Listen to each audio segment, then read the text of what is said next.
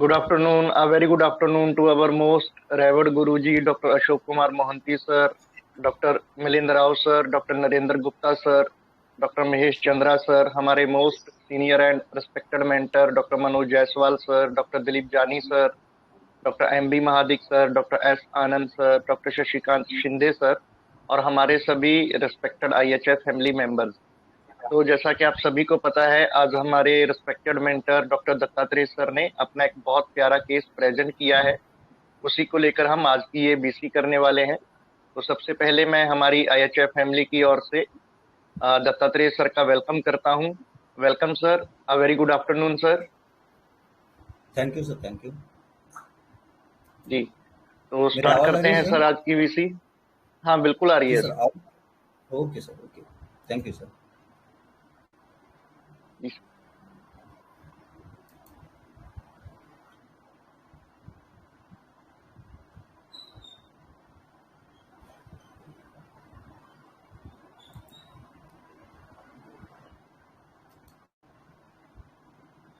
Thank you all group members.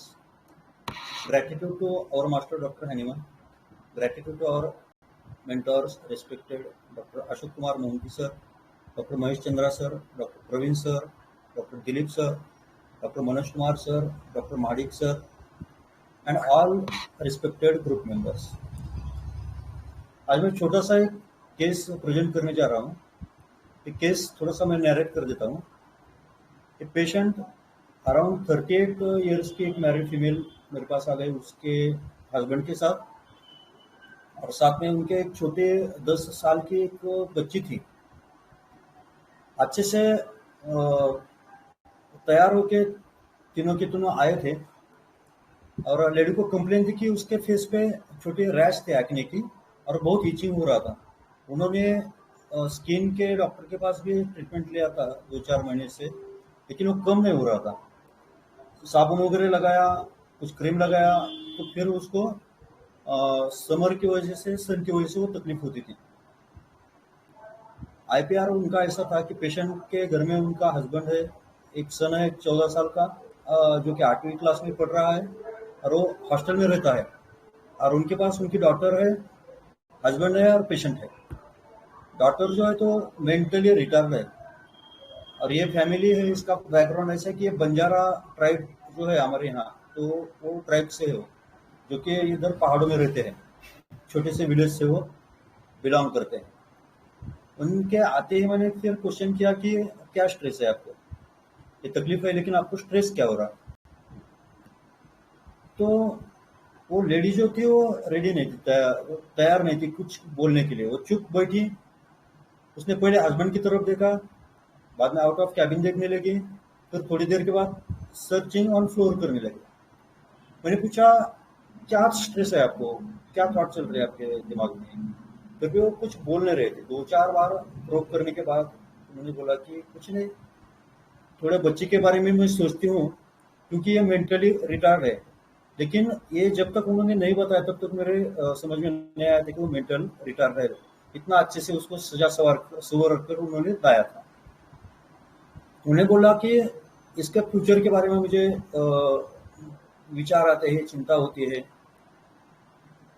इसका कैसा होगा, इसके बारे में मैं ज़्यादा सोचता हूँ। मेरा अगला क्वेश्चन था कि what else stress you have, मतलब कि आपको और क्या स्ट्रेस है, इसके अलावा क्या स्ट्रेस है। अगेन उसकी बॉडी वाला लैंग्वेज सेम थी। उसने हस्बैंड की तरफ देखा, फिर बाहर देखा, और फिर और सर्चिंग फॉर करने लगी, लेकिन वो रेडी नहीं थी कुछ भी अपनी तकलीफ शेयर करने के लिए। और जब मैं प्रोब करता हूँ कि बोलो आपको स्ट्रेस क्या है, स्ट्रेस क्या है, तो उन्होंने एक क्वेश्चन किया कि ये सब इससे रिलेटेड है क्या, मेरे कंप्लेन से रिलेटेड है क्या। तो मैंने उनसे थोड़ा सा एक्सप्लेन किया कि होम्योपैथी में क्या क्या लगता है, हमें कौन सी इंफॉर्मेशन लगती है। और मैंने बोला कि हाँ ये सब ज़रूरी है, आपको ये बोलना चाहिए। तो उन्होंने फिर बोला कि सर कैसा है ना कि हमारे यहाँ मेरी तीनों सिस्टर जो है वो डम है, मतलब उन्हें बोलना नहीं आता, और सबकी शादियाँ हो गई है, मुझे भाई नहीं है, और माँ बाप की भी चिंता मुझे रहती है। और जब उनको, मेरी बहनों को कुछ भी तकलीफ होती है तो मुझे बहुत यहाँ चिंता होती है या स्ट्रेस आता है।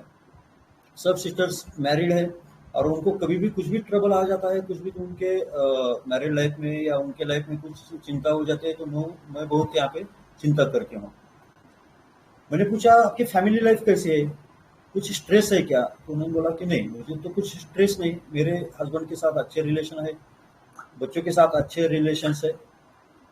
तो इस सब कन्वर्सेशन चलते समय फिर हस्बैंड ने वहाँ पे ऐड किया कि क्या हुआ था सर, 2-4 महीने पहले, ये तकलीफ होने से पहले वहाँ पे क्या हो गया था कि हमारे गांव में हमारी एक रिलेटिव है, मतलब उनके दूर के रिश्तेदार है, उनकी बेटी भाग गई और उसने इंटरकास्ट मैरिज कर लिया। लेकिन होता यह था कि वो जो लड़की थी, तो इनके वाइफ के साथ आकर बैठती थी उनके दुकान में, और दिन भर उनके दोस्ताना चलता था वहाँ पे, गप्पे लड़ाना वगैरह ऐसा चलता था, मतलब उसके कांटेक्ट में थी। तो उसके फैमिली को ये ऐसा सस्पिशियस था कि उनको ये शंका थी कि इसी औरत ने उसको मदद की है, मतलब इसको सब मालूम था और उसने उसको भाग जाने में मदद की। तो पेशेंट बोले कि सर इसका मुझे बहुत बुरा लगा, मुझे बहुत गुस्सा भी आया, लेकिन गुस्सा क्या कर सकते हैं ना, हम बोल नहीं सकते वहाँ पे। मैंने बोला क्यों नहीं बोल सकते? तो उन्होंने बोला कि हम उनके गांव में रह रहे हैं, हालांकि इनका गांव अलग है, ये मामा के गांव में रहते हैं कुछ कारण की वजह से, तो इसलिए हम बोल नहीं सके वहां पे। तो मैंने पूछा कि आपका नेचर कैसा है? उसने बोला कि मेरा नेचर गुस्से वाला है, मैं जल्दी गुस्सा हो जाती हूँ, कोई मेरे बारे में कुछ गलत बात करता है या कुछ मुझे कहता है, तो मैं जहाँ के तहाँ वो बोल के मैं निपटा देती हूँ, वहां मैं पूरा एक्सप्रेस कर देती हूँ ऑन द स्पॉट। और एक केस टेकिंग चलती थी, वो बच्ची यहाँ के वहाँ कैबिन में घूम रही थी, तो मैंने देखा कि वो बच्ची के हाथ पर एक वुंड है। तो मैंने ऐसे ही पूछा वो बच्ची को कि बेटा क्या हो गया आपको? तो उसने एक बार मम्मी की तरफ देखा, थोड़ा स्माइल किया और बोला मम्मी ने उसको जलाया। तो मैंने मम्मी की तरफ देखा, तो मम्मी भी स्माइल करने लगी और मम्मी ने बोला कि पूछो ना उसको क्यों उसको जलाया बोल के। तो मैंने बोला बच्चे क्यों आपने ये जलाया, आपकी मम्मी ने क्यों आपको ये पनिशमेंट किया? तो बच्ची बोली कि मैं मेडिसिन नहीं ले रही थी। तो फिर मैंने उनको पूछा, पेशेंट को पूछा कि आप हमेशा उसको पनिश करते हो? तो उन्होंने बोला कि हाँ ना सर, इसका अभी ये बड़े होती जा रही है, तो अभी इसका बिहेवियर ठीक से हो ऐसा मुझे लगता है, स्कूल का भी कुछ इससे आता नहीं, तो इसका फ्यूचर कैसा होगा, फिर ये जब गलतियां करते हैं तो मैं उससे मारती हूँ। और उसका सन जो है, वो जो हॉस्टल में पढ़ रहा है 8th क्लास में, तो उसके बारे में भी कोई उसको बताता है कि आज वो यहाँ पे घूमने गया, आज वहाँ घूमने गया, इसे स्टडी नहीं करता, तो बहुत बच्चे पे भी वो बहुत गुस्सा करके उसे फोन पर वो डांट देती है। मैंने बोला और क्या है आपके स्वभाव के बारे में, तो साफ सफाई कैसी लगती है? तो उन्होंने बोला कि साफ सफाई मुझे बहुत लगती है, इनके हस्बैंड ने भी आया किया कि इसको बहुत क्लीनलीनेस लगता है। तो ये पूरा केस था। तो अभी कोई अपना एनालिसिस देना चाहेगा?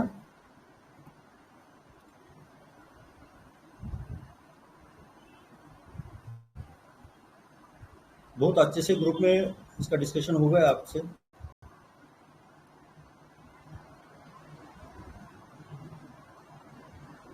हेलो। जी बताइए प्लीज।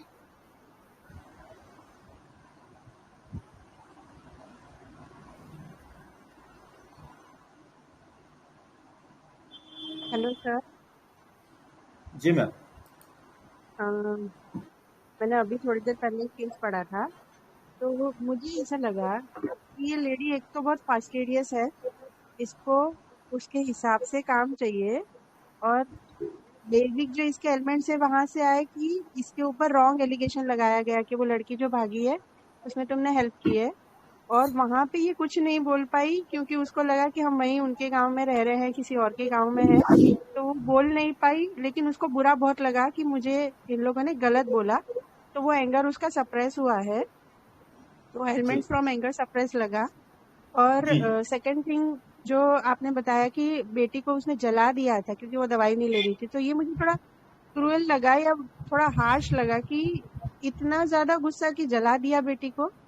और उसने बोला भी कि लाइक मेरी सिस्टर है, उनकी मुझे चिंता रहती है, बेटी बड़ी हो रही है तो उसकी चिंता रहती है, बेटा भी पढ़ता नहीं है तो उसको भी डांटती रहती है।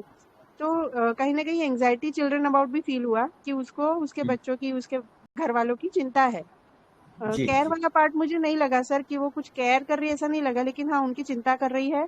और वो लोग अगर उसकी हम्म, बात नहीं मानते तो उसको गुस्सा आता है। जी तो मतलब anger if things are not go according to his will, मतलब एम्बेरसमेंट भी लगा कि वो बड़ी हो रही है और इस तरह की हरकतें कर रही है और मेरा नाम खराब हुआ। तो हम्म, मुझे सर ओवरऑल वेनिला की फील आ रही है। हम्म। बाकी आप जी मैम बताइए जी। सर। केस बहुत बढ़िया है सर। बहुत अच्छा मैम, बहुत अच्छा आंसर। Thank you ma'am. और कोई?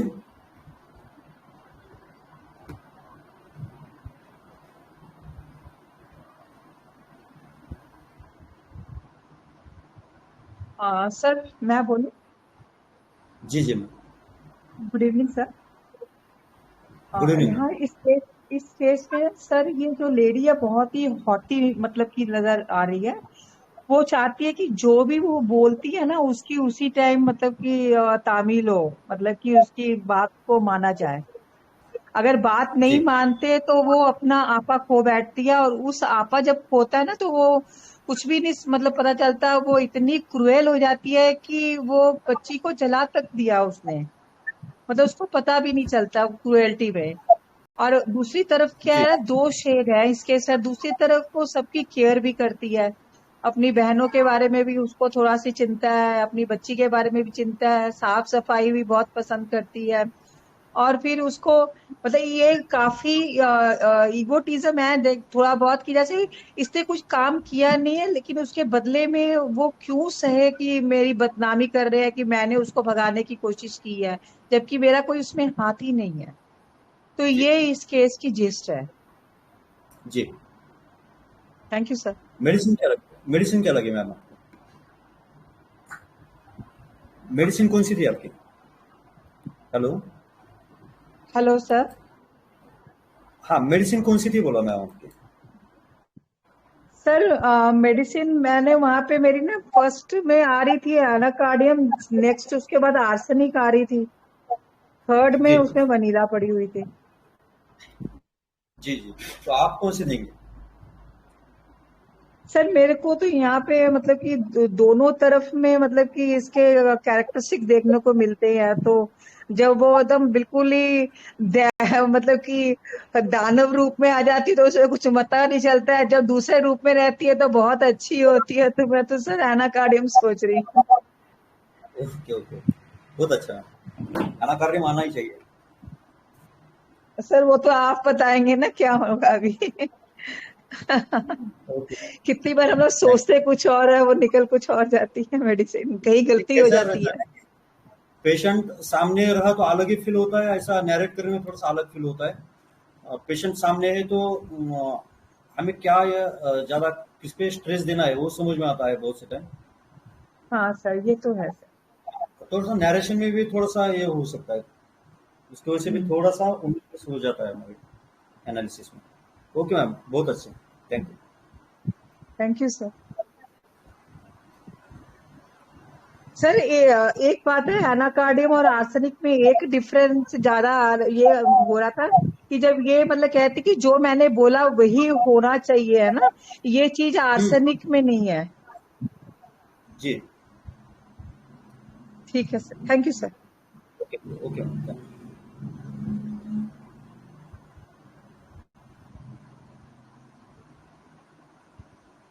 और कोई बोलना चाहेगा?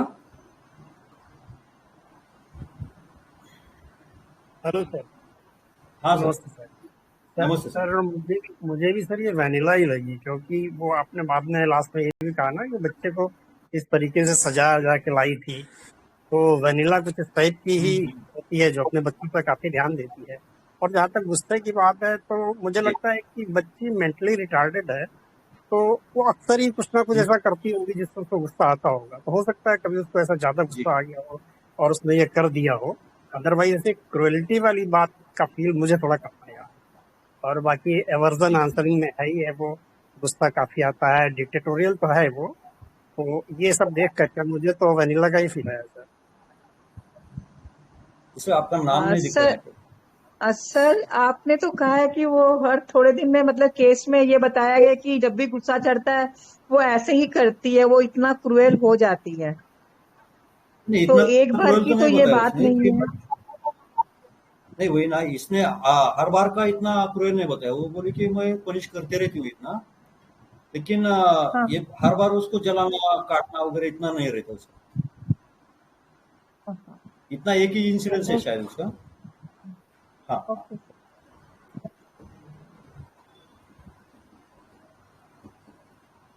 ओके, और कोई बोलना चाहेगा या डिस्क्लोज कर दे सर?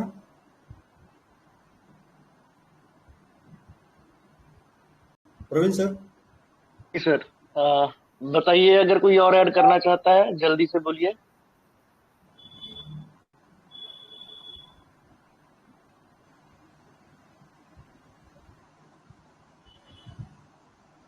जी सर, आप कंटिन्यू कीजिए। Okay sir, okay, thank you. तो मेरा एनालिसिस इस तरफ था सर कि नक्स क्या वॉमी का करें। भी थोड़ी सी झलक रही थी वहां पे, मैंने अभी जी जी अपना जी। रेपटी का चार्ट देखा है। हाँ, नक्सोमिका का क्या लगा मैम आपको यहाँ पे?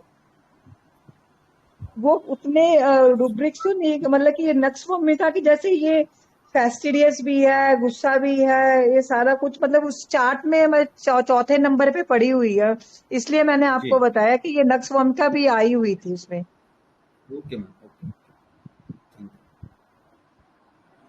यू। ओके, तो मेरा एनालिसिस इस तरह था कि जब लेडी को बोला कि आपका स्ट्रेस आप शेयर कीजिए, मुझे बताइए कि आपको क्या स्ट्रेस है। तो बहुत प्रोबिंग के बाद उसने वो शेयर करना चाहा या शेयर किया उसने। जब उसको मैंने इसका इम्पोर्टेंस बताया कि क्यों मुझे लगता है कि आपका जो स्ट्रेस है मुझे क्यों इम्पोर्टेंट है मेडिसिन के लिए। हालांकि वो जो देहात के लोग हैं तो उनको होम्योपैथी के बारे में ज़्यादा पता नहीं रहता, तो उन्हें लग रहा होगा शायद कि क्या बोल रहे हैं डॉक्टर, इनको क्यों शेयर करूं मैं। तो इस तरह उसने शेयर करने में बहुत देर लगाई। दूसरी बात मुझे उसमें ये स्ट्राइकिंग ये लगी कि वो अपने रिलेटिव के बारे में बहुत वरी और बहुत केयरिंग थी। उसको बच्चों के बारे में भी एंजाइटी थी, चिंता थी, केयर थी। उसके बहनों के बारे में भी ज़्यादा सोचती थी। उसके मम्मी पापा के बारे में भी वो बहुत ज़्यादा सोच रही थी। तीसरी बात ये लगी थी कि उसके लड़के के, उसका जो लड़का है 14 साल का, तो उसके स्टडी के बारे में बहुत उसको चिंता हो रही थी, उसके बारे में बहुत सोच रही थी। और दूसरी बात उसके डॉटर जो है जो मेंटल रिटार्ड है, तो हर माँ को जो दिमाग में आने वाला है कि अभी ये 10-12 साल की है, अभी ये बड़ी होगी तो उसका बिहेवियर सुधारना चाहिए, नहीं तो इसके साथ कोई इंसिडेंस हो गई तो मैं क्या करूँ। तो शायद ऐसे थॉट उसके दिमाग में चल रहे थे, इसलिए फिर जब वो बार बार कुछ गलतियां करती थी तो वो शायद उसको पनिश भी करती थी। अभी क्या होगा इंसिडेंस कि गांव में कोई लड़की भाग गया और उसके फैमिली वालों ने इस पे इल्जाम लगाया। अभी वो इल्जाम जो लगाया तो डायरेक्टली मुंह पे उसके इल्जाम नहीं लगाया था, इसके कानों पे वो बात आई थी कि उसके मम्मी पापा ऐसे ऐसे कह रहे हैं। तो जो लड़की भाग के गई है उनके मम्मी पापा तुम्हारा नाम ले रहे हैं कि तुमने उसको मदद की, या तुम्हें मालूम था फिर भी आपने वो बताया नहीं था। लेकिन वो थोड़े से दूर से उसके मामा, उसके पति के मामा पढ़ते थे उसको वहां कुछ बोलना नहीं, बोल नहीं सकी, वहां पे उसका गुस्सा उतार नहीं सकी। नहीं तो ये अपना गुस्सा कोई ऐसा गलत बात बोले तो वहीं के वहीं वो सब निपटा देने का उसका स्वभाव है, लेकिन वहां वो बोल नहीं सकी। लेकिन वो बात उसे चुभने लगी कि मेरे बारे में लोग कैसे कैसे बोल रहे हैं। मेरे ख्याल में अब तक ये आ गया कि वो जो मदर है, तो बहुत से जनों ने ये अपने एनालिसिस में लिखा है कि ये हिटलर मम्मी है। शायद तुषार सर ने ये लिखा था कि वो हिटलर मम्मी है। वो पहले उनके एनालिसिस में उन्होंने लिखा था कि वो हिटलर मम्मी है। तो ये स्ट्रिक्ट मदर लगी मुझे। She was very much concern about discipline and order about her children. उनको बच्चों का बिहेवियर, बच्चों का स्टडी, इसके बारे में उसको बहुत चिंता थी, उसके बारे में वो बहुत कंसर्न थी। और क्या करती है कि जब वो बच्चे उनकी जो ऑर्डर है वो फॉलो नहीं करते तो उसको क्या करते हैं, पनिश करते हैं, और पनिश भी वेरी बैडली करते हैं। तो उसका नेचर मुझे थोड़ा सा डोमिनेटिंग लगा, और बाद में मैंने कंफर्म किया कि वो फास्टिडियस है, उसे क्लीनलीनेस बहुत चाहिए। तो अभी ये एनालिसिस के बाद आपका मेडिसिन क्या होगा? वैनिला। जी जी सर जी। तो मेरे रेपर्टरीज पहला हमारा एंट्री रूब्रिक था मुझे कि elements from cares worries loved one over a. तो इसमें देखा जाए तो सिर्फ दो मेडिसिन है, वैनिला और कोक्यूलस। कोक्यूलस तो ऐसी नहीं रहेगी, इतनी डोमिनेटिंग नहीं रहेगी कोक्यूलस। तो इतना डोमिनेटिंग कौन रहेगा? तो इतना डोमिनेटिंग सिर्फ वैनिला रहेगी। मेरा एंट्री रूब्रिक और सर आखिरी कैली रूब्रिक ग्रुप में आएगा क्या मेडिसिन फिर? जी मैम। कैली ग्रुप में आ रही है क्या मेडिसिन? नहीं, मेडिसिन तो वैनिला आ गई ना मैम। अच्छा अच्छा अच्छा, मेरा ठीक इंटरव्यू है। था elements from cares worries loved one over a. हाँ, उसको ओके उसके ओके बर्थडे की ओके बहुत सर। चिंता थी, उसको मम्मी पापा की बहुत चिंता थी, बच्चों के बारे में भी बहुत सोच रही थी, बहुत केयर कर रही थी, बहुत वरीज थी उनके बारे में। तो मेरा पहला रूब्रिक था elements from cares worries loved one over a. तो इस रूब्रिक में देखा जाए तो सिर्फ दो मेडिसिन आते हैं, वेनिला और कोक्यूलस। तो कोक्यूलस का जो बिहेवियर रहता है, उसका जो नेचर रहता है, उसका बेसिक ट्रेट रहता है, वो वेनिला से बहुत सा अलग है। मतलब वेनिला का जो रहता है कि उसको डिसिप्लिन चाहिए, ऑर्डर चाहिए, या उसका डोमिनेशन है। जब कॉन्ट्राडिक्शन हो जाएगा, इसके मन के खिलाफ कुछ बातें जाएगी, तो ये बहुत गुस्सा करती है। तो फिर मेरा मेडिसिन फिक्स हो गया था, वो था वेनिला। मैंने सिर्फ एक रूब्रिक पे वेनिला दिया था उसे, elements from cares worries loved one over. वहीं पे उसका डिफरेंशिएशन किया कि ये डोमिनेटिंग है तो ये पॉपुलस नहीं हो सकती, ये सिर्फ और सिर्फ वैनिला हो सकती है। तो मैंने उसे वैनिला का 30 पोटेंसी का 3 डोज दिए थे वहाँ स्टार्ट। और उसके बाद उनका 8 दिन के बाद फोन आ गया कि उसका 80% उसको रिलीफ हो गया 3 दिन के बाद ही। और 15 दिन के बाद का जो फॉलोअप था वो मैंने आपको वीडियो भेजा है। तो उसके रेट्रो रूब्रिक्स पर फिर हम दे सकते हैं कि anxiety children about his, cleanliness मानिया फॉर, डिक्टेटोरियल है वो, रिजर्व है, सेंसिटिव क्रिटिसिज्म है कि मेरे बारे में लोग क्या क्या सोच रहे हैं, क्या बोल रहे हैं, इसके बारे में भी वो बहुत सोचती है, और सोचकर उसको बहुत तकलीफ होती है। लोग क्या कहेंगे इसके बारे में उसको बहुत सेंसिटिविटी है। तो ये सब उसका रेट्रो रूब्रिक था। और मेरा जो वैनिला पे एंट्री था, तो elements from cares worries loved one over a, इसी एक ही रूब्रिक पे मैंने उसको वैनिला प्रिस्क्राइब किया था। So remedy given was vanilla planifolia 30, 3 dose. तो थोड़ा सा शार्प जर्नी देख लेते हैं हम। वैनिला जो है तो आर्केडेसी फैमिली से है, और वैसे देखा जाए तो आर्केडेसी जो फैमिली है वो वर्ल्ड में सबसे लार्जेस्ट प्लांट फैमिली है। इसके अराउंड 25 to 30,000 स्पेसीज है पूरे प्लेनेट पे। और सिर्फ वैनिला ऐसा ऑर्किड है जो कि इडिबल है। Vanilla is the only edible species. अब ये कैसा रहता है वैनिला? एक ग्रीन स्टेम रहता है उसका, फ्लेशी रहता है, और ये वाइन है। वाइन मतलब ये क्लाइंब करता है ट्री पे।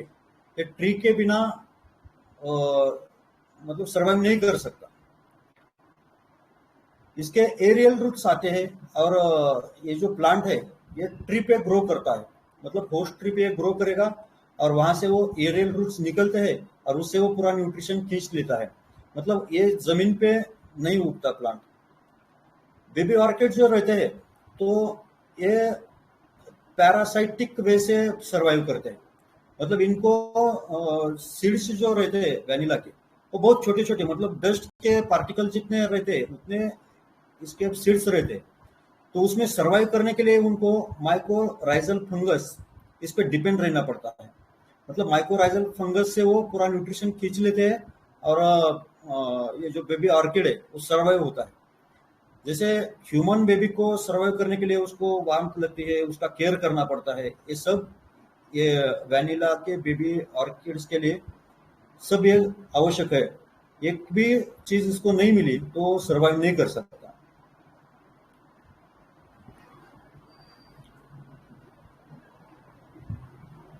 अभी वैनिला का कैसा रहता है कि ये ऑर्किड प्लांट्स में इसका एक वैशिष्ट्य है कि इनका पॉलिनेशन जो होता है ये स्पेसिफिक इंसेक्ट के द्वारा होता है, हर कोई इनको पॉलिनेट नहीं कर सकता।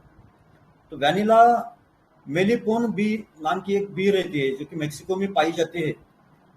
तो ये मेलिपोन बी के मेल इंसेक्ट से इनका पॉलिनेशन होते रहता है, और इनके पॉलिनेशन की भी जो है ना ये अलग से स्टोरी है।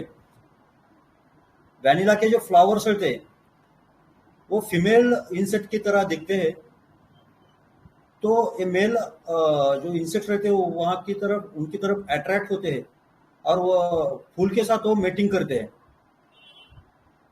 फूल के साथ मेटिंग करने से इनको तो कुछ नहीं मिलता, लेकिन क्या हो जाता है कि उसके जो पोलन ग्रेन्स है तो उन पोलन ग्रेन्स उसके पूरे शरीर को चिपक जाते हैं और उस तरह से वो दूसरे फूलों को पॉलिनेट करते रहता है।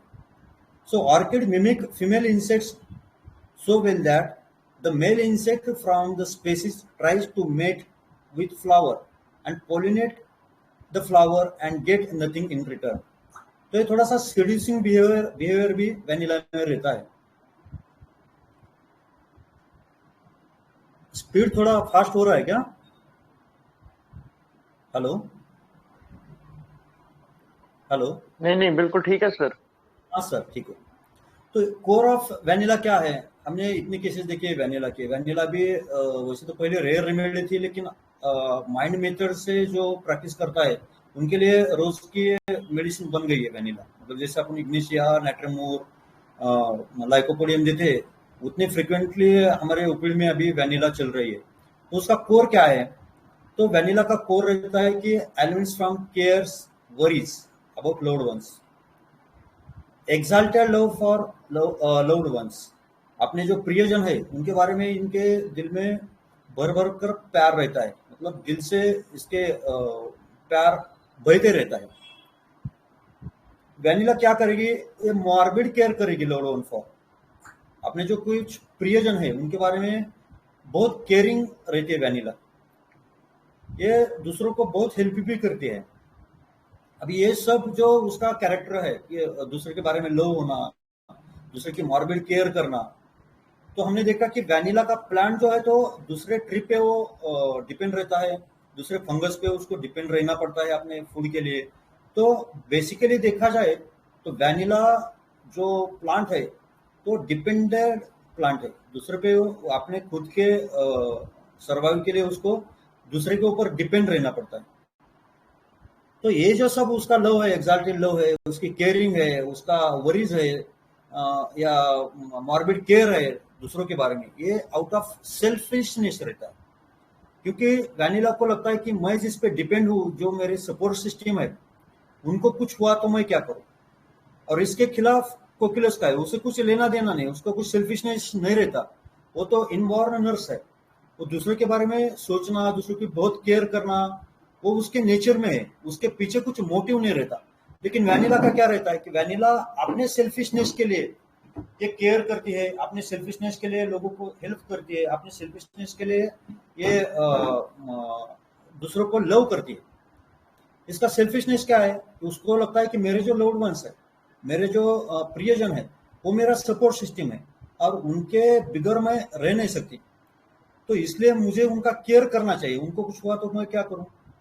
तो एक केस मुझे नेट पे देखा था मैंने, तो उन मेंटर ने ऐसा उसको डिस्क्राइब किया कि वो लड़की थी, 30-32 साल की लड़की थी जो वर्किंग वुमन थी और उसके बूढ़े मम्मी पापा थे और कोविड का टाइम चल रहा था। तो क्या कर रही थी वो कि उनको थोड़े भी छींके या बाहर गए तो उनको बहुत डांटती थी, उनका बहुत मतलब ओवर केयर करती थी। वो ओवर केयर की वजह से उनके मम्मी पापा को भी तकलीफ होती थी, इतना वो केयर करती थी। तो उसके पीछे मोटिव क्या था कि उसको दूसरा तो कोई नहीं है, मतलब रिश्तेदार जो नजदीकी रिश्तेदार या दूसरा प्रियजन उसको कोई नहीं है, और मम्मी पापा को कुछ हो गया तो मैं क्या करूं, ये उसका फीलिंग था। तो इसी फीलिंग पे सर ने उन्हें वैनिला प्रिस्क्राइब किया था। मतलब ये जो केयर करती है, इसका जो मॉर्बिड लव हमें दिखता है, तो मॉर्बिड और एक्साल्टेड लव जो दिखता है, उसके पीछे उसका सेल्फिशनेस ये रहता है कि मेरे प्रियजनों को कुछ हो गया तो मैं फिर जिंदा नहीं रह सकती, मुझे सपोर्ट देने वाला फिर कोई नहीं हुआ तो मैं जिंदा नहीं रह सकती। इस सेल्फिशनेस की वजह से इसका लव रहता है। वैनिला पेशेंट जो है तो he is a very sensitive and caring towards their loved ones. Their well-being is almost important to हर.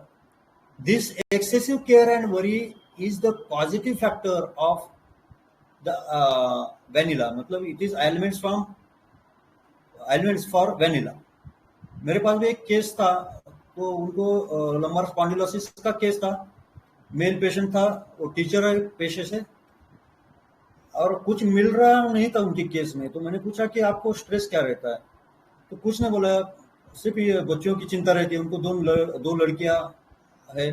तो उन्होंने बोला कि मुझे कुछ हुआ तो मैं बिल्कुल दवाखाने में कभी नहीं जाता, लेकिन बच्चियों को कुछ हो गया, घर वालों को कुछ हो गया, तो मैं उनको जल्दी से दवाखाने में लेके जाता हूँ, या उनकी चिंता मुझे ज्यादा होती है. तो वैनिला का ये मेन कोर है. Vanilla patient is very sensitive and caring towards their loved once. मतलब खुद का कुछ वो ज्यादा ख्याल नहीं करेंगे, लेकिन अपने लव्ड वंस का वो ज्यादा केयर करते हैं. अभी बेसिक नेचर क्या है उनका, हम जनरली जब वैनिला पेशेंट देखते हैं तो वैनिला पेशेंट इज चीयरफुल. हमें लगेगा कि फास्फोरस है, हमें लगेगा ट्यूबरकुलोसिस है. इतना इंजॉइंग उनका रहता है, चीयरफुल रहता है, वाइवेसियस रहता है, कम्युनिकेटिव रहता है, वो अच्छे से बोलता है, सोशिएबल रहता है, अफेक्शनेट रहता है. मतलब लव, केयर, एक्साल्टेड लव उसके अंदर भरा ही रहता है, इसलिए अफेक्शनेट भी रहता है. दूसरों के लिए उसको सिंपैथी भी रहती है. इसको हार्मोनी चाहिए. मतलब उन्होंने अपने केस में भी उन्होंने झगड़ा नहीं किया. क्यों नहीं किया कि एक तो हम दूसरों के गांव में रह रहे हैं, तो उनके साथ झगड़ा करके हम अच्छे से यहाँ पे रह नहीं सकते. मतलब इनको क्या चाहिए, इनको चाहिए हार्मोनी. हार्मोनी नहीं रहे तो इनका सब डिस्टर्ब हो जाता है वैनिला का. इसलिए ये जो पेशेंट है हार्मोनी डिजायर फॉर्म में है. ये जेनरस भी है, मतलब दूसरों के लिए बहुत करेंगे. मतलब आप जेनरस किसको बोलते हैं कि अपने पास एक रोटी है और अगर सामने वाला भूखा है, तो ये क्या करेगी, इसको भूख लगे तो भी ये क्या करेगी, अपनी रोटी उनको दे देगी. ये बेनिवोलेंट में भी है. मतलब बेसिक नेचर इसका है चीयरफुलनेस, वाइवेसियसनेस, कम्युनिकेटिव है, सोशिएबल है, अफेक्शनेट है, सिंपैथेटिक है, हार्मोनी डिजायर फॉर है, जेनरस है, बेनेवोलेंस है. वैनिला पेशेंट हमें एंग्री में भी दिखते हैं और पोलाइट में भी दिखते हैं. मतलब उसका जनरल बिहेवियर जो रहता है वो कैसा रहता है कि पोलाइट रहता है. क्यों? क्योंकि इसमें ग्रैटिट्यूड बहुत है. दूसरों ने अपने लिए कुछ किया तो ये उसके जो हाथ है वो हमेशा जुड़े हुए रहेंगे. मतलब ये प्रणाम मुद्रा में हमेशा रहता है, ग्रैटिट्यूड रहता है उसमें. छोटी कुछ भी बात हुई तो 2 बार 3 बार वो पेशेंट क्या करेगा, आपको thank you thank you thank you करते रहेगा. ग्रैटिट्यूड बहुत है इसमें. तो ग्रैटिट्यूड की वजह से उसमें पोलाइटनेस भी आता है. अब ये प्लांट रेमेडी है तो उसको सेंसिटिविटी भी बहुत है, इसलिए नेचर लव में, प्लांट लव में वैनिला हमें पड़ी हुई दिखाई देती है. अभी जैसे देखा हमने उसका डॉक्टर ने सिग्नेचर देखे तो उसका फूल क्या करता है, उसके फ्लावर्स क्या करते हैं, वो इमिटेट करते हैं कि वो जैसे कि वो फीमेल इंसेक्ट्स है, और वो क्या करते हैं कि मेल इंसेक्ट्स को अट्रैक्ट करते हैं, और मेल इंसेक्ट को अट्रैक्ट करके क्या करते हैं, उनका वो पॉलिनेशन उनके वो इंसेक्ट से करवा लेते हैं. और वही ट्रेट हमें सेंसियसनेस जो है वैनिला का, हालांकि ये बहुत पेशेंट हमें नहीं मिलेंगे लेकिन मिलेंगे. शायद अपने ग्रुप पे एक डॉक्टर ने एक केस अपना प्रेजेंट किया था. एक मेल थे, 50 अबव 50 उनका एज था शायद. तो ये सेंसियसनेस वो पेशेंट में हमें दिखता था. उसके अमोरस लव दिखता था. मतलब उसके जो एक्स्ट्रा मैरिटल अफेयर्स वो उम्र में भी, मतलब 50 अबव उनका उम्र था, और स्किन की कुछ तो भी उनको कंप्लेंट थी, तो वो पेशेंट में ये अमोरस लव दिखाई दिया. मतलब वैनिला में सेंसुअसनेस, अमोरस लव ये कभी कभी मतलब बहुत सी बार दिखता है. कभी वो सेटल लेवल पे होगा या कभी हमें डायरेक्टली वो बोलते भी है. ये पेशेंट जो है तो लो अर्निंग फॉर्म में है. मतलब उसको लव होना ही होना, लव के भूखे है ये. इनको ये रहता है कि अर्निंग फॉर ब्यूटीफुल थिंग्स. उनको अच्छी चीजों की बहुत चाह होती है, बहुत भूख रहती है. मैंने अभी जो जिक्र किया मेरे एक पेशेंट का जो कि टीचर है, उन्होंने उनके केस में मुझे बताया था कि उनके पास एक पेन दिखाया उन्होंने, और उन्होंने बोला कि इसका जोड़ी लेने के लिए मैंने 5,000 रुपये खर्चा किया. मतलब सेम पेन लाल कलर में उनको चाहिए था, तो उसके लिए उन्होंने बहुत सा उसको सर्च किया, और सर्च करके 2-3 हजार रुपए 5,000 रुपए खर्चा करके उन्होंने वो 2 पेन का सेम पेयर ब्यूटीफुल जो पेन थे वो उन्होंने प्राप्त कर लिए। मतलब ए पेशेंट में हमें अर्निंग फॉर ब्यूटीफुल थिंग्स ये भी रहता है कि अच्छी अच्छी चीजें जहां जहां मिले तो वो अपने घर लाते, घर सजाना। अभी हम जो वैनिला के घर देखते हैं तो देखने लायक होते हैं, मतलब भले वो गरीब रहे अमीर रहे, लेकिन उनके हिसाब से उन्हें घर सजाना बहुत अच्छा लगता है। बहुत जो जो अच्छी अच्छी चीजें है तो अच्छी अच्छी चीजों से वो घर को अपने सजाते हैं, या उनका ब्यूटी सेंस जो रहता है वो भी बहुत बढ़िया रहता है। और इस वजह से क्या करते हैं कि छोटी चीजों से भी सौंदर्य उत्पन्न करना कैसा है ये कोई सीखे तो वो वैनिला से सीखे। इसलिए अपनी वैनिला पड़ी है अर्निंग फॉर ब्यूटीफुल थिंग्स। दूसरा रूब्रिक देखा जाए तो वैनिला ऑनेस्ट में भी है, मतलब बहुत प्रामाणिक रेमेडी है, प्रामाणिक एक व्यक्तित्व रहता है। नेव में भी पड़ी है, मतलब भोले भाले भी है। जो कुछ ट्रूथ है वो प्लेनली वो बता देते हैं हमें, जो कुछ बोलना भी नहीं चाहिए वैसे भी ट्रूथ सो हमें बोल देते हैं। इसको अपना जो कर्तव्य है वो कर्तव्य के बारे में बहुत ही सजग रहते हैं, इसलिए duty too much sense of duty रहता है। इसका अवेयरनेस हाइटन रहता है अबाउट ब्यूटीफुल थिंग्स, मतलब किसी किसी को मालूम रहता है कि क्या करे तो कैसे ब्यूटी तैयार हो सकती है, मतलब वो कूड़े से भी अच्छी चीजें बना सकते हैं।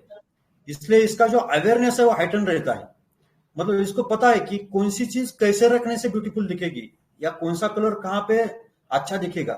तो इसलिए जो कुछ उनके हाथ में है साहित्य, वो साहित्य से क्या करते हैं, वो ब्यूटीफुल थिंग्स तैयार करते हैं, ब्यूटीफुली अपना घर सजाते हैं, या वो खुद भी उनका जो रहता है टाइडीनेस। हमें वैनिला आए तो समझ में आता है, हमने अभी तक जितने भी केसेस देखे, मनोज सर ने बहुत से केसेस अपने ग्रुप पे शेयर किए, तो सब केस में टाइडीनेस हमें बहुत स्ट्रांगली दिखा है। मतलब इसका अवेयरनेस है ब्यूटीफुल थिंग्स के बारे में वो बहुत हाइटन रहता है, उसको पता है कि किस चीज को कहाँ लगाने से वो ब्यूटीफुल दिखेगी। Vanilla's home is very beautifully decorated. ये नेव एंड ट्रूथ टेलिंग में है, वैसे नेकेड वांट्स टू बी में भी है, मतलब जो कुछ है वो खुल्लम खुल्ला वो बता देगा। अभी vanilla dwells on happy moments है, उसके लाइफ में जो जो कुछ अच्छी चीजें होकर गई है, तो वैनिला पेशेंट हमें बोल सकता है कि सर क्या हुआ, हमारे बचपन के दिन बहुत अच्छे गए सर। हम जब गांव में थे तो मंदिर में जाते थे, वहां सब इकट्ठा होते थे, बहुत खेल कूद करते थे, वहां भजन होता था, कीर्तन होता था, बहुत मजा आता था सर। तो उसको हमेशा वही वही बातें उसको याद आ जाएंगी, इसलिए वो ड्वेल्स ऑन हैप्पी मोमेंट्स है। हालांकि इसका अलग से रूब्रिक ड्वेल्स ऑन पास्ट जो सैड मोमेंट्स है उस पर भी ये ड्वेलिंग करता है, लेकिन ये patient dwelling on happy moments इसमें ज्यादा दिखेगा। इसका फास्टिडियसनेस तो सबको नोन है, क्योंकि उसको क्लीनलीनेस चाहिए, और क्लीनलीनेस से भी ज्यादा इसको टाइडीनेस चाहिए। टाइडीनेस मतलब क्या, कि जो चीज जहां होनी चाहिए उसका ऑर्डर जहां पे है वही उसका होना आवश्यक है। ये डिसऑर्डर के बारे में बहुत सेंसिटिव रहता है, और वो एंग्री भी होता है if order is not there. इतना सेंसिटिव वो ऑर्डर के लिए रहता है, मतलब ये ऑर्डर डिजायर में भी है, डिसऑर्डर सेंसिटिव में भी है, और डर्टीनेस जब रहेगा तो उसको एंग्री भी वैनिला पेशेंट रहता है। इसे क्लीनलीनेस मैनिया होता है, मतलब अपने पेशेंट में देखा तो उसे क्या चाहिए, तो क्लीनलीनेस चाहिए। उसके हस्बैंड ने भी ये स्वीकार किया कि उसको क्लीनलीनेस बहुत चाहिए, बहुत साफ सफाई करते हैं सर, बिल्कुल भी उसको गंदगी बिल्कुल ही बर्दाश्त नहीं होती। Vanilla is basically very affectionate, tidy, benevolent, caring, beautiful and firm, dominating, decisive remedy. तो ये जो लाइन है वैनिला के बारे में, वैनिला कैसे, बेसिकली वैनिला इज एफेक्शनेट, दूसरी चीज है ये टाइडी रहते हैं, तीसरी चीज है ये बेनेवलेंट है, चौथी चीज केयरिंग फॉर लव्ड वंस है, ब्यूटीफुल है, और ये सब मिला के भी ये फर्म लेडी है, अपने डिसीजंस खुद के खुद लेती है, डिसिसिव है, डोमिनेटिंग है। ये वैनिला का मेन कोर है, मतलब मैं जो भी वैनिला के केसेस पकड़ता हूं तो इसी कोर पे पकड़ता हूं, और जितने भी मैंने केसेस देखे हैं तो उसका कम ज्यादा यही कोर है कि वो वैनिला जो है तो बहुत केयरिंग है, बहुत बेनिवलेंट है, लेकिन उसका टाइडीनेस बहुत मार्क रहता है, बहुत ड्यूटीफुल रहती है, फिर भी फर्म है, मतलब डिसिसिव है और डोमिनेटिंग है। ये चीजें आपको यदि किसी चीज में किसी केस में मिल जाए कि वो बहुत केयरिंग है, लेकिन डोमिनेटिंग है, टाइडी भी है, तो ये तीन चीजें भी हमें मिल जाती है, तो वैनिला होने के चांसेस 90% से बढ़ जाते हैं। Vanilla is too generous, very decisive, very social person and determined person. Determined मतलब उसका जो खुद का निर्णय है, वो खुद का निर्णय खुद लेगी और उसके फर्म रहने की उसकी कैपेसिटी रहती है, वो निर्णय फिर वो बदलती नहीं। और वो प्लीजिंग डिजायर टू प्लीज में भी है, मतलब कार्सिनोसिन का प्लीजिंग डिजायर प्लीज ये अलग है और वैनिला का अलग है। वैनिला का डोमिनेशन, वैनिला का टाइडीनेस कार्सिनोसिन में हमें नहीं दिखेगा। कार्सिनोसिन हालांकि उतना टाइडीनेस उसमें नहीं रहता जब तक कि उसमें डोमिनेशन नहीं डाला जाए, लेकिन वैनिला इज बेसिकली टाइडी, मतलब उसका खुद का जो ट्रेट है वो टाइडी है। तो यहाँ पे हम प्लीजिंग डिजायर से कार्सिनोसिन और ये टाइडी वैनिला को हम डिफरेंशिएट कर सकते हैं। वैनिला ये जो रेमेडी है, ये जो व्यक्तित्व है, ये बहुत डिक्टेटोरियल है, हॉटी है, और anger when refuse the things he want, जो चीजें वो चाहता है उसको यदि कोई अटकाव करता है या उसको कुछ विरोध करता है तो ये बहुत गुस्सा करते हैं, बहुत गुस्से में आ जाते हैं। इसे एंगर फ्रॉम कॉन्ट्राडिक्शन हो जाता है, इरिटेबिलिटी फ्रॉम कॉन्ट्राडिक्शन हो जाता है। कॉन्ट्राडिक्शन इसको बिल्कुल सहन नहीं होता, क्योंकि इसे मालूम है कि मुझे क्या चाहिए और क्या करने से इनका कल्याण है, ये मुझे अच्छे से पता है। इसलिए वो मम्मी रहेगी तो वो बोलेगी ये ऐसी चीज है, आपने इतना देर स्टडी करते बैठना ही बैठना है, और उसको बच्चे कॉन्ट्राडिक्ट करते हो तो फिर वो पनिश करने में भी आगे पीछे नहीं देखती। इसको sensitive to opinion of other है, सेंसिटिव टू क्रिटिसिज्म है। इसको लगता है कि मैं इतना करके भी मुझे कोई अप्रिशिएट नहीं कर रहा, तो delusion appreciated she is not, ये रूब्रिक में भी हमें वैनिला दिखती है। और इसे ऐसा भी लगता है कि डेल्यूजन क्रिटिसाइज, मुझे लोग पीछे मेरी निंदा कर रहे, मुझे नाम रख रहे हैं। जैसे अपने केस में भी था कि उसे उन्होंने डायरेक्टली तो नहीं कहा, लेकिन उससे किसी ने बता दिया कि आपको ये एक्यूज कर रहे हैं, आप पे आरोप लगा रहे हैं कि आपने उससे मदद की, और उसे तो पता है कि मैं तो वैसे नहीं थी, मैं तो बहुत सिंपैथेटिक हूँ, बहुत अफेक्शनेट तरीके से उसका केयर किया, लेकिन वो क्या कर रहे थे मुझे मालूम नहीं था, फिर भी ये लोग मुझे मेरी निंदा कर रहे हैं, मेरा क्रिटिसाइज कर रहे हैं। तो इसको बहुत बुरा लगा, मतलब ये सेंसिटिव टू क्रिटिसिज्म में भी है, लेकिन उसी टाइम उसको डिल्यूजन में रहता है कि मुझे कोई क्रिटिसाइज कर रहा है। इसे लगता है कि लोग मुझे नीचे दिखाना चाहते हैं। तो हमारे केस में भी थोड़ा थोड़ा ये हमें दिख रहा था कि ये जो रिलेटिव है, तो उसको ये फीलिंग था कि हम दूसरों के गांव में रह रहे हैं, हालांकि इसकी खुद का घर है उस गांव में, खुद की दुकान है और बहुत साल से वहां पे रह रहे हैं, लेकिन फिर भी इससे लगता है कि हम लोगों के गांव में है तो लोग हमें नीचा दिखाना चाहते हैं, इसलिए डिल्यूजन लुक डाउन अपॉन, ये रूब्रिक में भी हमें वैनिला दिखता है। ये प्योरली सेंसिटिव है, क्योंकि प्लांट जो रहते हैं तो हर प्लांट में सेंसिटिविटी हमें दिखती है। अभी इरिटेबिलिटी वैनिला में हमें दिखेगी ही दिखेगी। कहाँ पे इरिटेबल होती है? वो इरिटेबिलिटी उनकी लव्ड वन के ओर दिखेगी। लव्ड वन कौन कौन हो सकते हैं? तो इनकी इरिटेबिलिटी चिल्ड्रन टूवर्ड्स दिखेगी, इनकी इरिटेबिलिटी हस्बैंड की तरफ दिखेगी, इनकी इरिटेबिलिटी फैमिली की तरफ दिखेगी।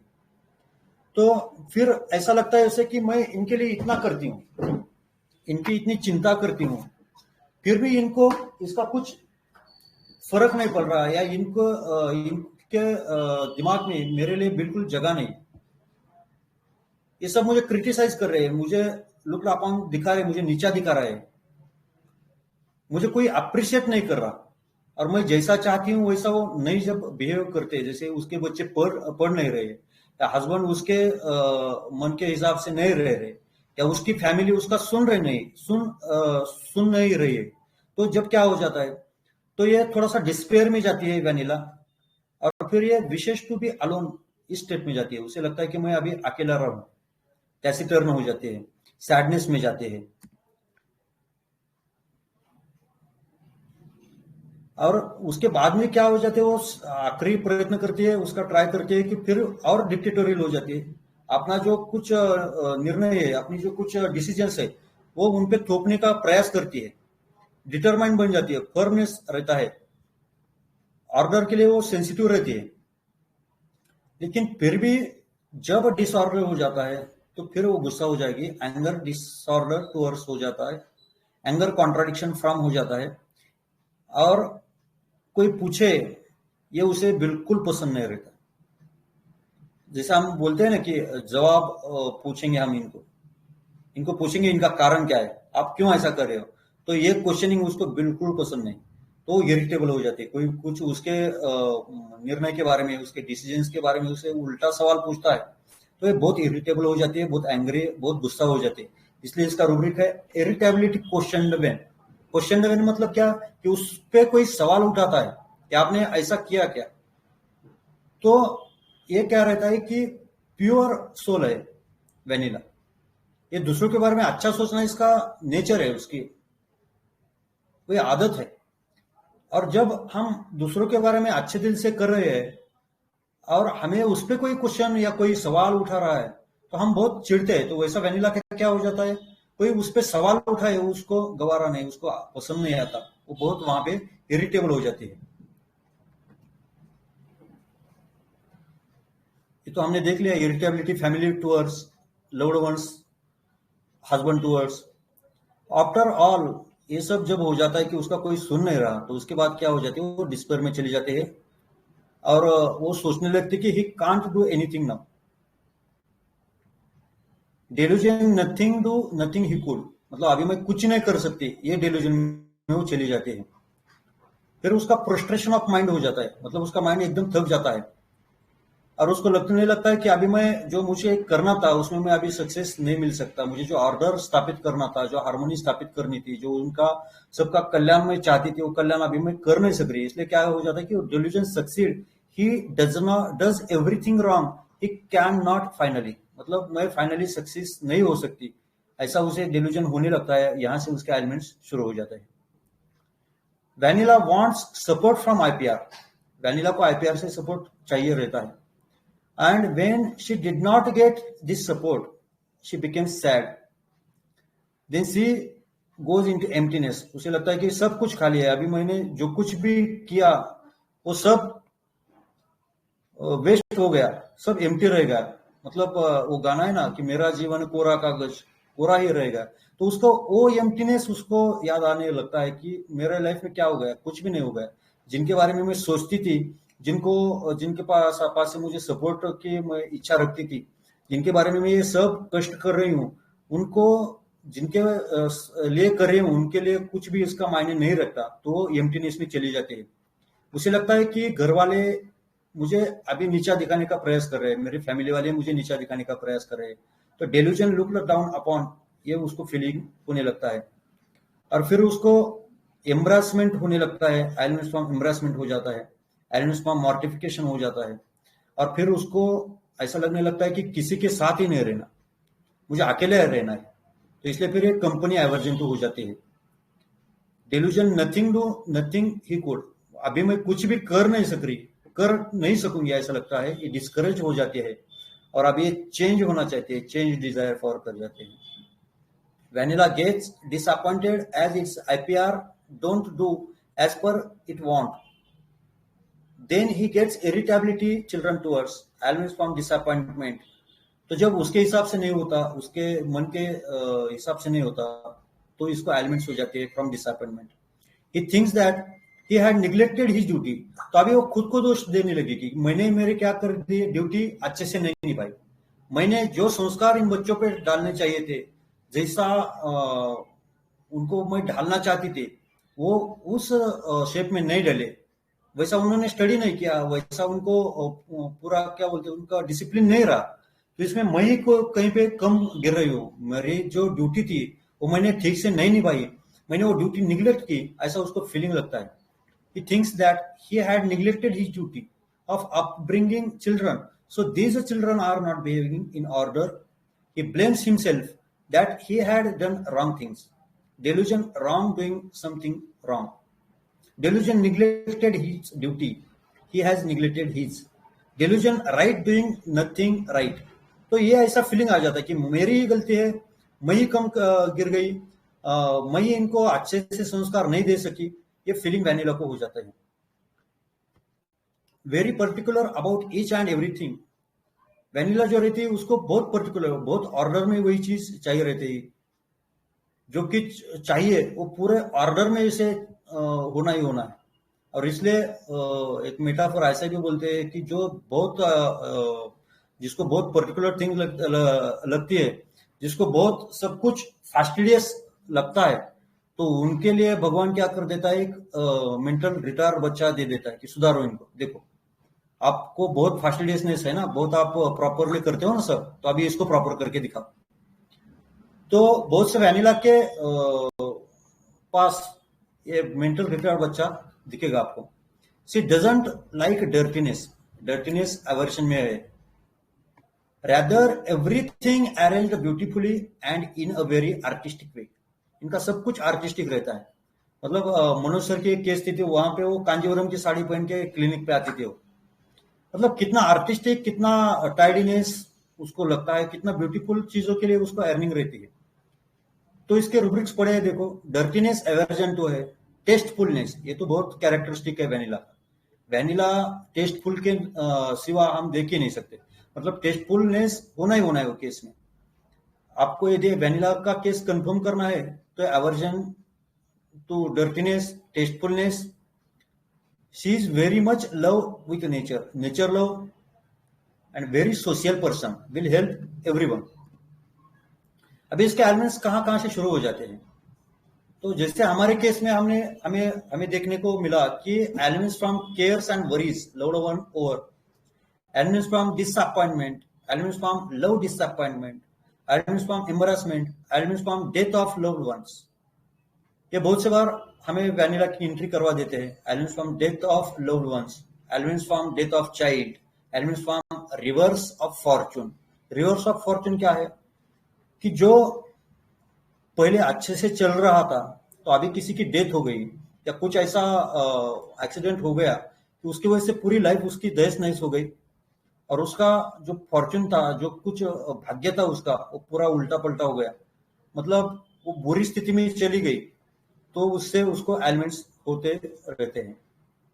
अभी सब एलिमेंट्स को क्या रिएक्शन होगा, इसका इसका अडेप्टेशन क्या होगा?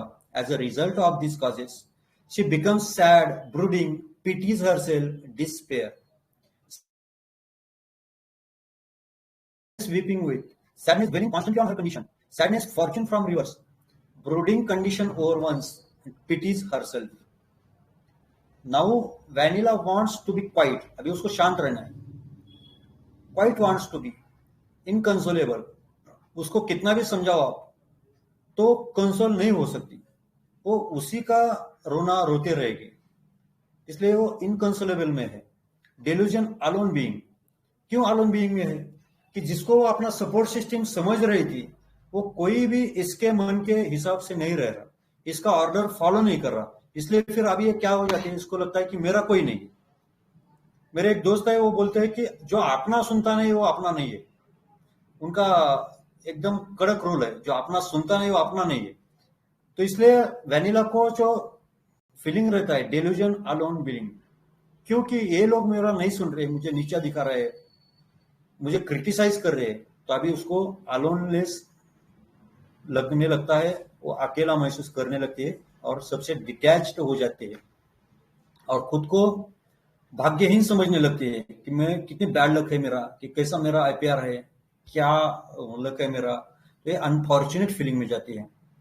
इनडिफरेंस जॉयलेस में जाती है, इंडिफरेंस है और joyless. Weeping despair from, expressing one self can not express one self, मतलब खुद का गुस्सा भी है, दिखा नहीं सकती, एक्सप्रेस कर नहीं सकती।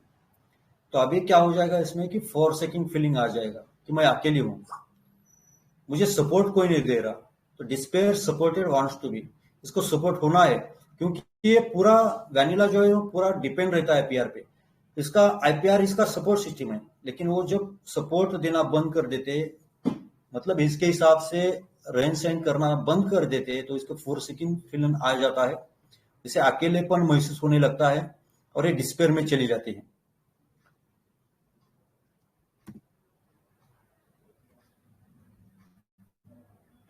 तो ये था पूरा वेनिला का जर्नी। अभी थोड़ा सा डीडी करने का बोले तो सबके चार्ट में अभी एनाकार्डियम आ रहा था, लेकिन इसकी जो क्रुएलिटी है वो क्रुएलिटी उसकी हर समय नहीं रहती हमारे केस में। और वैनिला का कैसा रहता है कि सॉरी एनाकार्डियम का ऐसा रहता है कि उसका माइंड ड्यूअलिटी में रहता है, दो उसके विचार रहते हैं। मतलब एक कान में एंजल बोलता है, एक कान में उसके डेविल बोलते रहता है। तो ये हमें हमारे केस में नहीं दिखा, इसलिए ये वैनिला ये एनाकार्डियम नहीं था।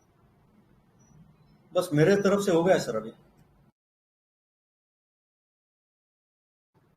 किसी को कुछ क्वेरी है, कुछ शंका है, पूछ सकते हैं। सर आपने वो बोला था ना कि कार्सिनोसिन से वैनाडियम का वो डीडी जो किया था फैस्टिडियसनेस या टाइडी में, कि कार्सिनोसिन को अगर थोपा जाए तो वो सफाई मतलब कि उस तरफ जाती है, बट वैनिला मतलब कि इनबॉर्न ही वो फैस्टिडियस है, मतलब कि उसको चाहिए साफ सुथरा सब कुछ ना, हर चीज में ही परफेक्शन चाहिए। सर एक बार प्लीज थोड़ा सा क्लियर कर दीजिए ये। कार्सिनोसिन का कैसा रहता है कि कार्सिनोसिन जब तक उस पर डोमिनेशन नहीं होता, तो डोमिनेशन होने के बाद वो अपना परफॉर्मेंस फास्टिडियसली देता है। जब तक उस पर डोमिनेशन नहीं रहता तब तक कार्सिनोसिन बहुत मतलब टाइडीनेस अनटाइडी रहता है। कार्सिनोसिन आर्टिस्टिक नहीं रहता कार्सिनोसिन का। कार्सिनोसिन का बिहेवियर जो है ना, तो पूरा उसके डर्टीनेस रहेगा, टाइडीनेस नहीं रहेगा उसमें। लेकिन वैनिला का जो है तो इनबॉर्न टाइडी है वो। तो ये पे हम उसका डिफरेंशिएट कर सकते हैं। और डोमिनेशन जो है तो का मेन है, मतलब कार्सिनोसिन है तो डोमिनेशन होना ही होना है। बहुत से केसेस में हमें देखने को कि उसमें डोमिनेशन है, और डोमिनेशन की वजह से उसका एम्बिशियसनेस उभर आता है कार्सिनोसिन का। Okay ma'am. ओके नमस्ते सर। Okay ma'am. हेलो। हाँ मैम। सर मैं बोल रही थी कि वैनिला अपने बच्चे को बोर्डिंग स्कूल भेजेगी क्या? वो तो सामने रख के बच्चे को एकदम परफेक्ट बनाएगी, वो जैसे भी बनाए, मार कुटाई तो करती है, बट वो बोर्डिंग भेज के वो शांति से रह ही नहीं पाएगी। बोर्डिंग में कैसा हो रहा है, उसका इम्प्रूवमेंट नहीं हो रहा, वही मन में आ रहा था सर। वैसे भेज भी सकती है। जी ये भेजेगी। क्यों भेजेगी? क्योंकि ये जो रहने वाले है ना, तो एकदम रिमोट प्लेस में, मतलब पहाड़ों में रहते, जहाँ की इतना एजुकेशन सिस्टम वहां पे अच्छा नहीं रहता। तो वैनिला क्या करेगी? वैनिला हर तरफ से अपने बच्चों का कल्याण चाहेगी, तो इसलिए वो बोर्डिंग स्कूल में भेज रही है। लेकिन कैसा है, हेलीकॉप्टर मम्मी है, मतलब पूरा, मतलब मराठी में एक मन है कि घर उड़े आकाशी चित्त तिजे पिलापाशी, तो उसका वैसे रहता है। मतलब वो रही गांव में रही है, लेकिन पूरा उसका ध्यान जो है तो बच्चों की तरफ है। तो बच्चा स्टडी कर रहा है नहीं कर रहा है, वो उनके टीचर के साथ कांटेक्ट में रहेगी, उसके दोस्तों को पूछेगी, और उसको रोज फोन करके बोलेगी तूने क्या स्टडी किया बोल। तो ऐसा कर सकती है वैनिला। और उसको यदि यहाँ पे कुछ सुविधा है शिक्षण की या उसके एजुकेशन की, तो वो नहीं भेजेगी। लेकिन यदि यहाँ से भी अच्छा उसको कहीं एजुकेशन मिल रहा है, तो वैनिला डेफिनेटली भेजेगी वहां पे। जी sir, thank you sir. Okay ma'am.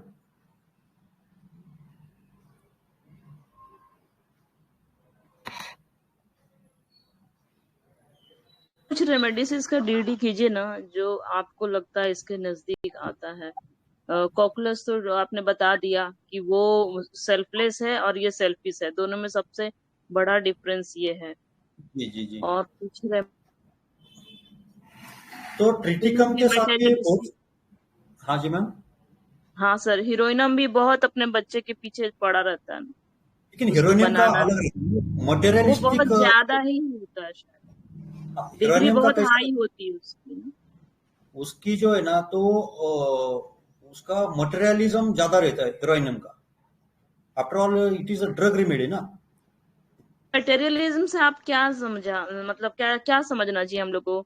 Materialism मतलब ऐसे पैसा, घर, ये सब बनाना, बट वो बच्चे को बनाता है जो इतना वो उसके बारे में थोड़ा सा कोरिलेट कीजिए ना मटेरियलिज्म।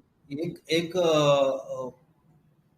मुझे वो हीरोइन का नाम नहीं याद, लेकिन वो हीरोइन थी, उसको 15 साल की उम्र में ही उसकी माँ ने फिल्म सिटी में भेजा था। और जब वो पैसा कमाने लगे वो बच्चों के बच्चे से, वो बच्ची बहुत फेमस हो गई, फिल्म स्टार हो गई, लेकिन उसका पैसा उसके नाम पे कभी नहीं था। उसने क्या किया कि उसके हस्बैंड, खुद के हस्बैंड को भी डाइवोर्स दे दिया, उसको भी अलग कर दिया उसकी माँ ने, वो हीरोइन की माँ ने, ठीक है। और जो कुछ पैसा था उसके बच्ची से मिलने वाला, तो उसके यंग एज में भी वो माँ क्या करती थी, अपनी प्रॉपर्टी खरीदती थी, अपने नाम पे करती थी। अभी क्या हो गया कि उम्र में आने के बाद इसको एक लड़के से लव हो गया, वो हीरोइन को, जो ये हीरोइन मम्मी की बच्ची है। तो फिर उसने शादी को बहुत उसके विरोध किया, अपोज किया, लेकिन ये लड़की सुन नहीं रही थी। तो क्या किया, उसको घर के बाहर कर दिया उसने। अभी उसको, जिसके 10-15 बंगले थे बॉम्बे के अच्छे एरिया में, तो जिस हीरोइन के वो 10-15 बंगले थे, उसको अभी फुटपाथ पे भी जगह नहीं मिल रही थी। क्यों नहीं मिल रही थी? कि उसकी माँ उसको दे नहीं रही थी। ये क्रुएल्टी रहती है हीरोइन की। मतलब वो बच्चों को किस लिए बनाना चाहती है, किस लिए इंसिस्ट रहती है कि वो मेरा सोर्स है इनकम का, मेरे पैसे के लिए, मुझे अच्छा जीवन जो बिताना है, मुझे जो लग्जरी चाहिए, तो ये फिर मैं बच्चों से कमाऊंगी।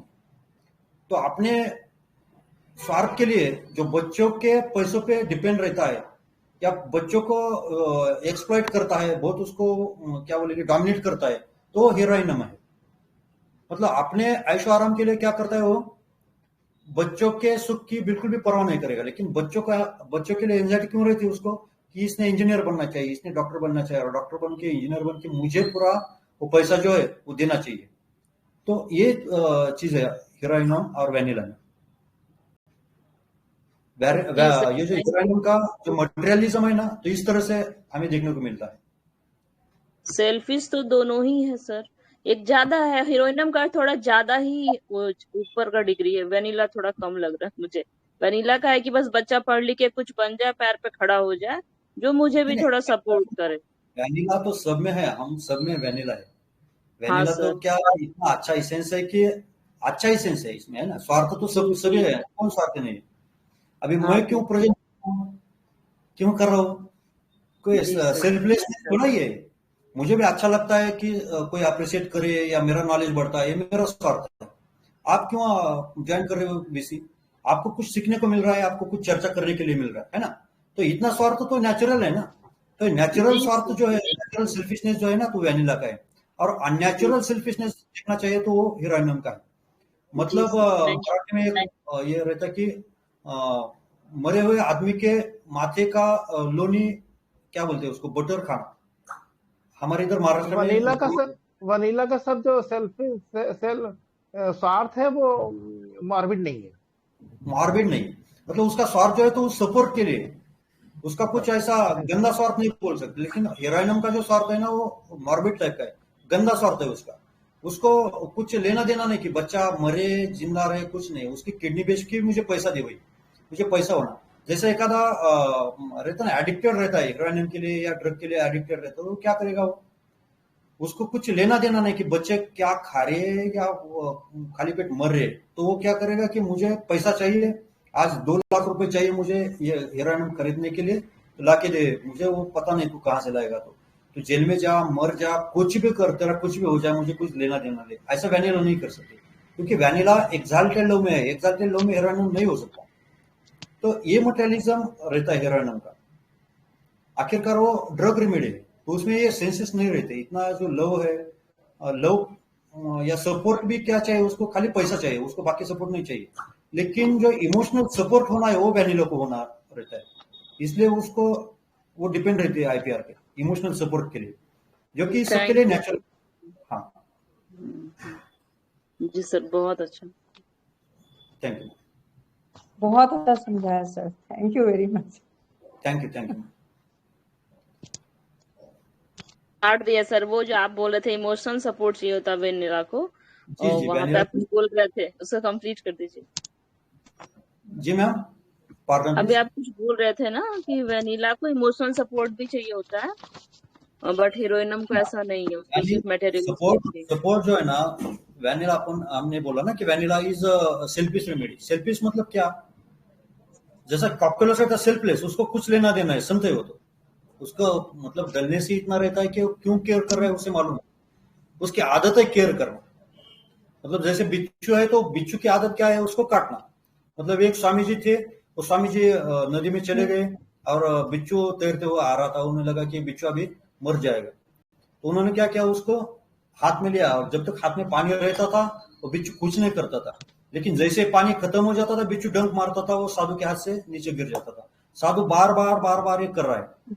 और सामने जो आदमी था उसने उन्होंने बोला कि साधु जी आप क्यों कर रहे हो ऐसा?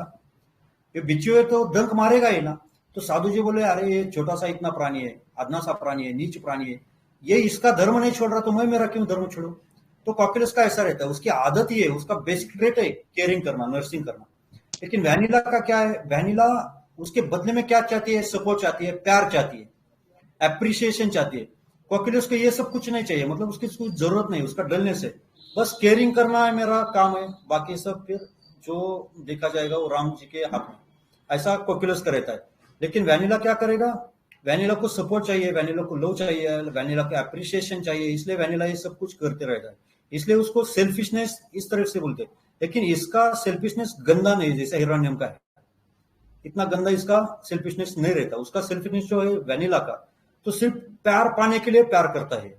और जब उसको प्यार नहीं मिलता, एप्रिसिएशन नहीं मिलता, या उसके हिसाब से ऑर्डर में लोग काम नहीं करते, तो उसको दुख हो जाता है, उसके एलिमेंट्स वहां से स्टार्ट हो जाते हैं। ये फर्क है दोनों में। बहुत बढ़िया सर, थैंक यू वेरी मच। हीरोइनम सर केयरफुल आप में नहीं है। हाँ, नहीं हो सकती ना। उसका क्या है कि खुद का सिर्फ वो खुद के बारे में सोचे। जैसे 3 पेज इसमें हो जाता है वो लाइफ में, जैसे कि समझो सब फिल्म स्टार है, बड़े बड़े उद्योगपति, वहां के क्या कुछ तो भी मुखर्जी बोल के थे, मुझे नाम नहीं आ रहा, तो उसने क्या किया था, उसके खुद के बच्चे का खून कर दिया था। एक 8-10 साल पहले की केस है। तो इनको कुछ लेना देना नहीं रहता। मतलब क्या करते कि आज एक के साथ शादी ब्याह रचा, बच्चे वगैरह हो गए, लेकिन बाद में लगा कि नहीं मेरे को यहाँ से कुछ कम गिर रहा है, तो बिल्कुल वो डाइवर्स दे देते, बच्चों के बारे में कुछ नहीं सोचते। तो ये जो मेंटेलिटी है ना, ये मेंटेलिटी हमें हीरोइनम में दिखाई देती है। हम जहाँ प्रैक्टिस करते हैं, जिस एरिया में प्रैक्टिस करते हैं, जिस कल्चर में प्रैक्टिस करते हैं, यहाँ पे हीरोइनम बहुत कम आएगा हमारे पास। एक तो ये बहुत लोअर इकोनॉमिकल स्टेटस में आ जाता है, बहुत जो कि एकदम एडिक्टेड लोग है, या बहुत अपर क्लास में आ जाता है कि जो इमोशनली किसी से अटैच नहीं है, सब इंडिपेंडेंट है, इमोशनली किसी के साथ अटैचमेंट नहीं, तो वहां पे हीरोइनम का संबंध आ जाता है। ये वैनिला को तो प्यार चाहिए, प्यार की भूखी है, ब्यूटीफुल थिंग्स की भूखी है वैनिला। तो ये फर्क रहता है हीरोइनम में और वैनिला में। और कुछ क्वेरी है आपकी? थैंक यू सर, नमस्ते सर। सर इसका थोड़ा सा आर्सेनिक से भी कर दीजिए डीडी। एक तो क्या है कि आर्सेनिक जो है ना, तो केयर्स एंड वरीज में नहीं है। आर्सेनिक बाइटिंग टम्बलर में जाएगा। आर्सेनिक इतना फर्मनेस नहीं रहता आर्सेनिक में, और इतना एक्साल्टेड लो आर्सेनिक में हमें नहीं दिखेगा। आर्सेनिक फास्टिडियसनेस में है, लेकिन tidiness, beautiful things, earning form में आर्सेनिक नहीं दिखता। तो ये फर्क है आर्सेनिक का में। हाँ।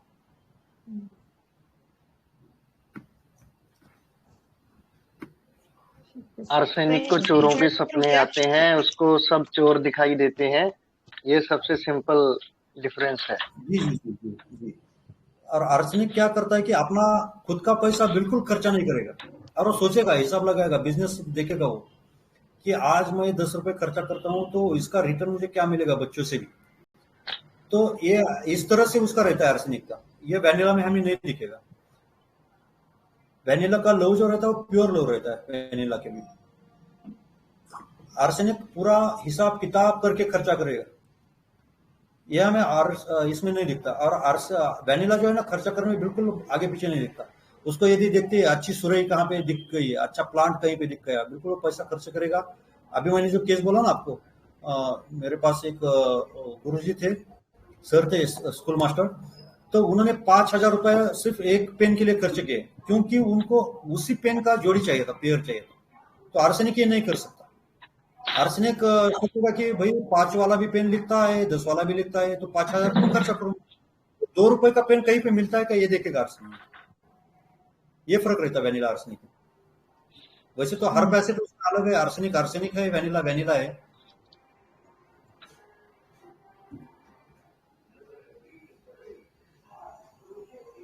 ये एवराइज में है ना सर आर्सेनिक, इसलिए ऐसा सोचता है। एवरेज में है आर्सेनिक। हाँ, उसको कौड़ी चुंबक भी बोलते हैं, मतलब पैसा नहीं छूटेगा इससे, आर्सेनिक से।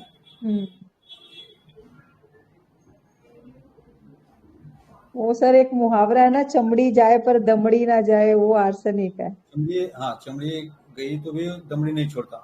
ये बढ़ाने के लिए भी यूज हाँ। किया जाता है बहुत से बार। लेकिन आर्सेनिक का भी ऐसा रहता है, वो बहुत ग्रीडी रहता है, बहुत कलेक्शन रहता है उसके पास, कलेक्ट करते रहेगा वो चीजें।